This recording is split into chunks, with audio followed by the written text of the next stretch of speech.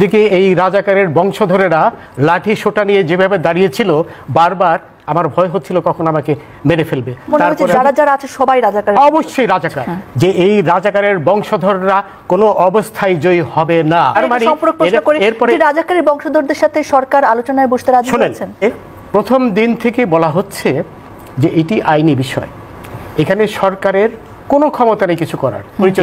আবু সাইদের জীবনের রক্ষা করেছে যারা সহিংস আন্দোলনের নামে, অবশ্যই পুলিশের অধিকার আছে তাদেরকে গুলি করে মেরে ফেলা। অবশ্যই আপনার প্রশ্ন আমার প্রশ্নের উত্তর পাননি, অথবা আমার প্রশ্নের উত্তর বোঝার মতো মেধা আপনার নেই। আচ্ছা, এখন কথা হলো হাজবেন্ড, প্লিজ ডোন্ট লাফ এট মি। শামসুদ্দিন চৌধুরী মানিক, আপনি আমার নামটা ভালো করে উচ্চারণ করতে পারেন না নাকি? এটি থেকে বোঝা যাচ্ছে যে আপনি আমার প্রতি আক্রোশ নিয়ে এখানে বসেছেন। আমি যেটা বলি, মানে উনি যতটা উত্তেজিত হলেন বা এই একজন উপস্থাপিকা হিসেবে আপনি যতটা বিব্রত হলেন, আমি কখনো এটা দেখিনি। পাকিস্তানে যাওয়া সম্ভব নয়। ওনার কথা মতো যদি 4 কোটি রাজাকারের বাচ্চা এই বাংলাদেশে থাকে, তো 4 কোটি রাজাকারের বাচ্চা, তার সঙ্গে যদি 4 কোটি রাজাকারের বাপ ধরেন, বাচ্চার বাপ ধরেন, তাহলে তো আরও প্রায় 1 কোটি চলে আসবে, 5 কোটি। তারপরে এই রাজাকারের বাচ্চারা যদি কেউ বিয়ে করে থাকে, বউ থাকে, কারো যদি প্রেমিক থাকে, ওগুলো তো রাজাকার। এতে কোনো অবস্থা নাই। অর্থাৎ 5 কোটি রাজাকারের বাচ্চা, তাদের বাপ, তাদের মা, এরা রাজাকার। এদের যদি বিয়ে করে থাকে, বউ রাজাকার। এ যদি প্রেম করে থাকে কারোর সাথে, এই যে ইয়াং ছেলেরা, তো এটা তো সঙ্গতি কারণে আন্নাক রাজাকারের মেয়ের সাথে সে প্রেম করবে, তার বাড়িতে কোনো মুক্তিযোদ্ধার মেয়ের সাথে সে প্রেম করবে, এটা common. So this number is more than 12 lakh. ওনার হিসাব অনুযায়ী নাম্বার হয়ে যায় 12 কোটি। 4 কোটি রাজাকার এই রাস্তায় এখন যদি থাকে 12 কোটি হয়ে যায়, বউ, বাচ্চা, প্রেমিক, এগুলো সব ধরলে আর কি, নাতিপুতি ধরলে 12 কোটি লোককে আসলে পাকিস্তান যাওয়া সম্ভব নয়। বরং এই রাজাকারের বাচ্চারা, 12 কোটি রাজাকারের বাচ্চারা যদি এক হয়ে যায়, তারা অনেককে ভারতে পাঠিয়ে দিতে পারে। That is the dangerous game. এখন কিন্তু 12 কোটি নয়, এখন 4 কোটি। তখন 1 কোটি ছিল। এরা বিয়ে টিয়ে করে সন্তান টন্তান হওয়ার পরে এখন এদের সংখ্যা 4 কোটি। এই পরিসংখ্যানটা কোথা থেকে নিয়েছেন যদি একটু বলেন? এই পরিসংখ্যান আমরা সমস্ত পরিস্থিতি বিবেচনা, সেই কথাটা তুললেন না আপনি। যারা প্রাণ দিয়েছে আপনি কি বলেছেন এই কথা? কালকে 12 জনকে সাথে থেকে ফেলে দিয়েছে শিবিররা। আপনি আমাকে কিছু বলার সুযোগই দেন। আপনি তো শুরুই করেছেন এইভাবে যে আপনি পরিষ্কারভাবে প্রমাণ করেছেন আপনি তাদেরই লোক। পুলিশ যথেষ্ট আপনার ধৈর্যের পরিচয় দিয়েছে, কারণ পুলিশের দায়িত্ব কিন্তু পুলিশ তো বুক চিতিয়ে রাখা একজন শিক্ষার্থীকে, সাধারণ শিক্ষার্থী আবু সাইদকে গুলিও করেছে। দেশে কিন্তু এখনো 4 কোটির মতো রাজাকারের বংশধর রয়েছে, যেটা 71-এও ছিল, বুঝলেন? এত রাজাকার ছিল আমাদের ওই সময়। অবশ্যই ছিল। আবু সাইদের হাতে অস্ত্র ছিল, অবশ্যই ছিল। আমি কি অন্ধ মানুষ? তার হাতে লাঠি সোটা ছিল, আমি নিজে দেখেছি। লাঠি দিয়ে সে মেরে ফেলতে পারবে। শুনেন, আমি দেখেছি যে অবস্থা। কথা শুনে মনে হচ্ছে না। ডোন্ট প্লিজ এই ধরনের রাবিশ কথা বলবেন না আমার সাথে রাবিশ কথা বলবেন না। আপনি দেখে সূচিত করছেন, আপনি তো তাদেরই পক্ষের লোক বলে মনে হচ্ছে।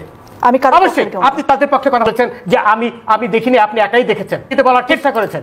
আপনি যে তাদেরই একজন, এটা আপনি পরিষ্কারভাবে প্রমাণ করেছেন। আবার বলেন যে নারীর সম্মান। আপনি, আমার ধারণা আপনার অন্য কোনো কারণে আজকে মন মেজাজ, আমি এখানে আপনার সাথে যুদ্ধ করতে বসিনি, আমি আপনাকে প্রশ্ন করতে বসেছি। আপনি তাদেরই একজন লোক হয়ে এখানে বসেছেন। আমি কোনো প্রকার যুদ্ধ করতে, আমি এখানে নিরপেক্ষভাবে বসেছি। নারী হিসেবে যে মিনিমাম সম্মান দেওয়া দরকার সেটাও আপনি আমাকে সম্মান দিয়েছেন। আপনি আমাকে সম্মান দিয়েছেন। আমি কোনো প্রকার অসম্মান করিনি। আপনার কোনো অধিকার নেই আমাকে রাজাকারের সন্তান বলার। আমি একটা মুক্তিযোদ্ধা পরিবারের সন্তান। আপনি রাজাকারের কথা বলেছেন। আপনি আমাকে রাজাকার কোন সাহসে বলেন? আমি এই আপনার ব্যবহার দেখে আমি বলেছি এটা। আপনি রাজাকারের সন্তান। আপনি যেভাবে কথা অপমান করলেন, আমাকে এই ধরনের অপমান করার ক্ষমতা সাহস কেউ কোনোদিন পায়নি।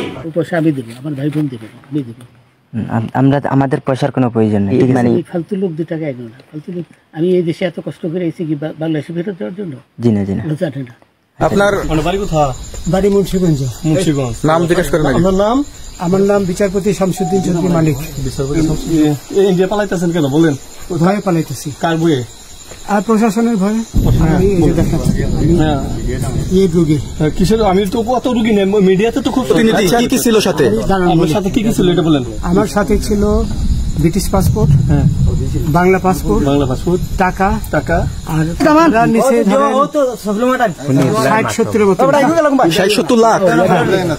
আচ্ছা, 60-70 লাখ। আচ্ছা, ওরা নিয়ে গেছে। আমি 15,000 টাকা ওদের বলছিলাম, ওইটা আমি দিছি। কিন্তু পরে 2 ছেলে আমার মাইরা ধইরা সব টাকা নিয়ে গেছে।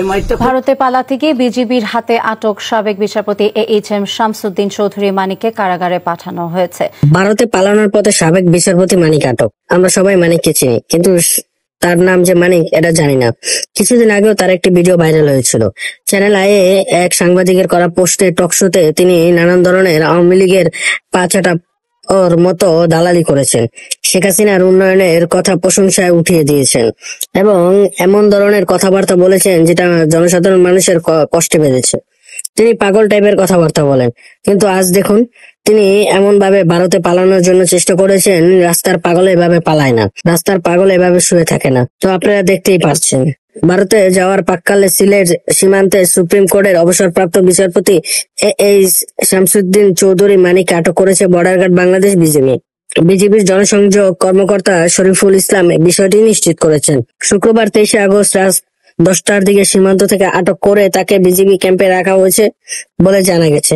শামসুদ্দিন মানিককে দনা বিজিবি কর্তৃপক্ষ আটকের বিষয়টি নিশ্চিত করেছেন উপজেলা নির্বাহী কর্মকর্তা ফারজানা নাসরিন।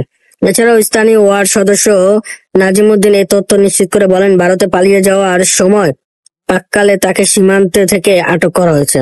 পরে সেখানে তাকে স্থানীয় কিছু লোকজন আটক করে জিজ্ঞাসাবাদ করলে তিনি তার নাম শামসুদ্দিন মানিক পরিচয় দেন।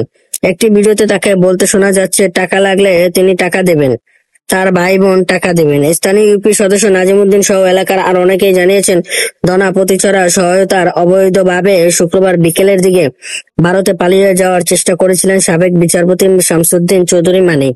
পরে তাকে দনার বিজেপির সদস্যরা আটক করে তাদের হেফাজতে নিয়ে যান। সাদ্দাম হোসেনের বসত বাড়িটি বাংলাদেশ ভারতের সীমান্ত ঘেঁষা। তিনি ভারতে অবৈধভাবে বিভিন্ন সময় অনুপ্রবেশ করে থাকে বলে জানা গেছে।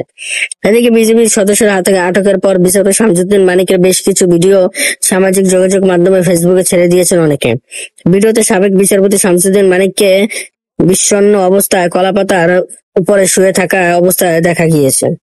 শেষ খবর পাওয়া পর্যন্ত বিজিবি ক্যাম্পের হেফাজতে থাকা দেশের সমালোচিত সাবেক বিচারপতি শামসুদ্দিন মানিককে দেখতে শত শত মানুষের ক্যাম্পের মাসে ভিড় জমেছে। তো আপনারা জানতেই পেরেছেন অবৈধ পথে টাকা পয়সা কামিয়ে কি লাভ, চোরের মতো দেশ থেকে পালিয়ে যাওয়া লাগছে। তো এই অবৈধ টাকা পয়সা কি হবে, এখন আজীবন জেলে পচে গলে মরতে হবে। তো এখনই সময় আছে, নিজেকে বদলান, নিজেকে ঠিক রাখুন, হালাল পথে চলুন, হালাল ভাবে উপার্জন করে হালাল ভাবে খান। তো মানুষ আপনাকে কখনো খারাপ বরদোয়া কিছুই দেবে না। তো সম্পূর্ণ ভিডিওটি দেখার জন্য আপনাকে অসংখ্য ধন্যবাদ।